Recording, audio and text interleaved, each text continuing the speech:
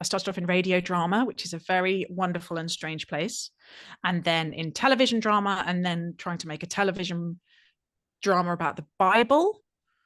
At which point I had a major faith crisis and lost my faith. And then I was there for a few more years. Oh, now we got to hear about this losing your faith. What happened? I started reading the Bible properly for the first time. I had, I had done some quiet times, and my quiet times had really focused very hard on the nice bits. The devotional literature really did encourage me to memorize very hard that the Lord knew that the plans he had for me, and they were prosper me, not to harm me. But I had never cracked open Chronicles. And so,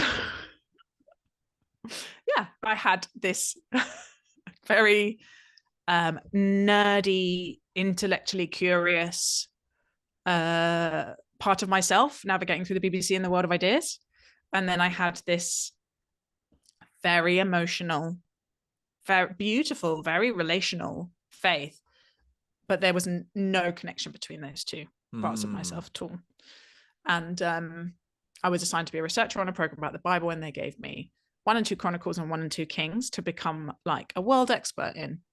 So when you work at the BBC, you can ring up people and say, not a world expert as in a scholar, but like enough of an expert to really guide a couple of episodes of a TV drama about it. That's absolutely terrifying. But go on.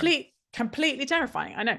And everyone else I was working with had like loads of theology degrees, very experienced. It was one of those like another sort of very strange thing that I was there. And I would ring these world experts and be like, "Hi, I'm from the BBC. Please tell me everything you know," which is what a researcher in media does. Basically, they just like scoop out the brain of clever people. And basically the key messages were, it never happened, or if it did, God is genocidal. It was just right. Yep. Really very brutal introduction to Hebrew Bible scholarship. And I just didn't have anything. I had no foundations. I had no hermeneutic. I had no theology, really. I had nothing. And I was just like, oh, I've built my whole life on this terrible, terrible book. Like, what is this? And why is this happening? And it's not as nice as I thought it was. It just like crumbled beneath my feet. It was such a bleak, lonely. I'd moved to Manchester to work on it up there. I didn't know anyone. I didn't have any friends. It rained all the time. It was a really, really hard and dark time. What did this do to your? I mean, so deconstruction, as it's now called, the rebrand, as it's now called. I mean, this becomes sort of a dogfight on Twitter, but it is for many people an absolutely devastating thing, because you don't just lose this story that you've been living within. You lose your friend, at least in your case, your parents were secular. So, although your mother sort of, So what on earth? What were the consequences of this for you? I didn't talk about it with a lot of people. My friends weren't there. Like, looking back, it was the early to mid 2000s, which we call the noughties, but I gather you guys call the aughts, which I don't understand. I was really lonely. I didn't talk to many people about it. I had friends, but most of them were still in London. I'd moved to London for that internship and to work at the BBC to begin with. And a lot of them were in church. And I think when you're riddled with doubts, you don't want to just dump your doubts onto other people. You feel sort of this weird, horrible mix of like contemptuous of them, but also protective of them, and somehow marked. And I hadn't yet made any new friends, and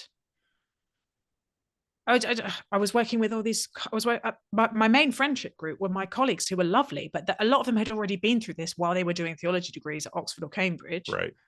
Or just didn't I was the very bouncy, naive evangelical, and I didn't want to look stupid. I didn't want people to realize I hadn't worked this out before my mid-20s. And yeah, I must have talked about it with my mum, because I don't really keep anything from my mum. But I think she probably just sort of worried about me from afar. So how did this change? You're working at the BBC. How did this change other parts of your life in terms of your career? I mean, did you just sort of just get absorbed into the background of secularity? No, it didn't last very long. Basically, I was a very bad atheist. I really, really tried hard. I'm just not cut out for it. I don't like, I have this book coming out, and the line that was coming back to is like, I felt like I should admire the kind of austere nobility of being able to gaze into the void without flinching, but I flinched. I was like, and I honestly don't, it feels incredibly inhuman not to flinch.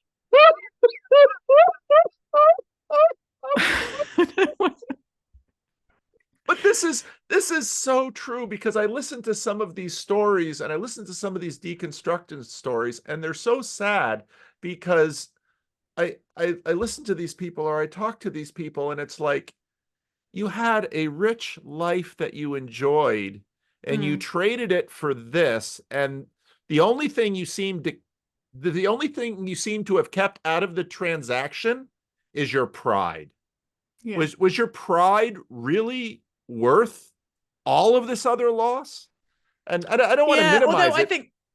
I do think what you said earlier was more compassionate, Paul. Like, I don't think anyone chooses it. I went and talked to a bunch of Welsh pastors. They asked me to go and give them a lecture on deconstruction, and the whole thing was trying to move them from basically angry about it, and defensive, and pissed off, because people in deconstruction, and can be very like acting out of pain, and acting out of grief, and lashing out, and feeling like they've been fooled, and feeling cheated. And also, often Christians are terrible at engaging with them and answering questions and taking it seriously, and they want them to just put all the doubts back in the box. And so I don't think anyone would, like, I certainly felt like I could not remain a whole person and not take what I had discovered seriously. Right. Like, my identity will crack down the middle if I don't find a way to take my brain and apply it to this thing. Right. I've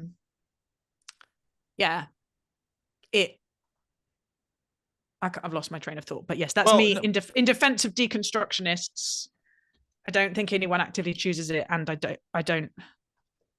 I honestly, I feel very lucky / blessed that I was a bad atheist, right? I couldn't shake him off.